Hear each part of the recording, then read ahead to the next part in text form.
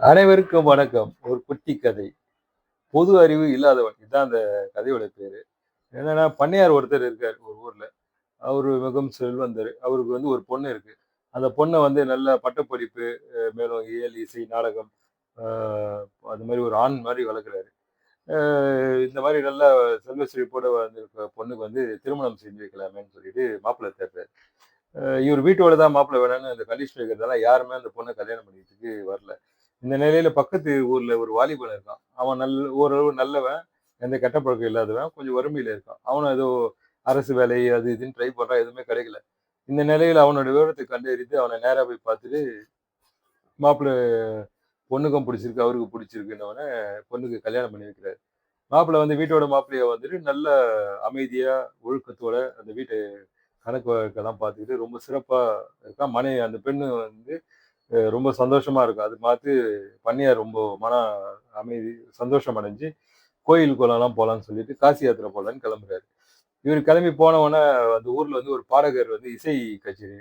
அவர் என்ன பண்ணுவாருன்னா, ஊர் ஊரா போய் செல்வந்தர் வீட்டுக்கெல்லாம் போயிட்டு இசை கச்சேரி நடத்தி, அவங்க குடுக்குற சன்மானத்த வாங்கி சந்தோஷப்படுவாரு. அந்த முறையில இந்த பண்ணையார் வீட்டுக்கு வராரு. இவன் கதவு தட்டினோனே இவன் வரான். கதவு திறக்கிறான். திறந்துட்டு இப்போ இந்த மாரி பாடகர் நான் வந்திருக்கேன்னு சொன்ன உடனே, இவனுக்கு இசை ஞானம், அறிவுலாம் இல்லாதனால அ பண்ணையார் வந்து வெளியூர் போயிருக்காரு. நீங்க அவர் வந்த உடனே வாங்கன்னு சொல்லிட்டு முகத்துல அடிச்ச மாரி பேசிட்டு அனுப்பிச்சுடுறான். அப்ப மாடியில இருந்து அந்த பொண்ணு வரா. "யாருங்க வந்தாங்க? என்ன சொல்லி அனுப்பிச்சீங்கன்னு?" சொன்னா, "இந்த மாரி பாடகர் வந்திருக்காருன்னா." அவரு இசையில ஆர்வம் இருக்கிறதுனால, "இல்ல, இல்ல அவர நிறுத்துங்க." அப்படின்னு சொல்லிட்டு அவர பேசி, "நீங்க நடத்துங்க. பண்ணையார் என்ன சன்மானம் குடுப்பாரோ, அதையும் நான் குடுக்குறேன்னு" சொல்லி புரோகிராம் ஆரம்பிக்கிறான். இவன் சொல்றான், "எனக்கு இசைய பத்தி அறிவே இல்லையே. நான் என்ன பண்றது இது? எப்படி உட்காருறது? அத பத்தி நீ கவலைப்படாதன்னு" சொல்லி அவன் குடுமியில ஒரு நூல கட்டி பின் வரிசையில உட்கார்ந்துக்கிறான். பாடகர் பாடும்போது அந்த நூல புடிச்சு இழுக்க, இழுக்க அவன் தலைய அசைக்கிறான்.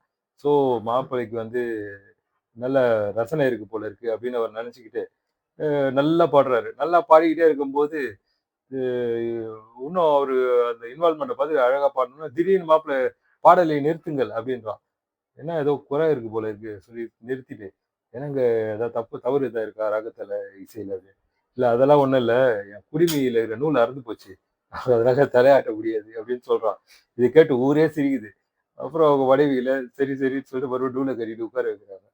அ பாடகர் நெனச்சுக்கிறான். என்ன மாப்பிள்ளை இவ்ளோ முட்டாள்தனமா இருக்காருன்னு சொல்லிட்டு.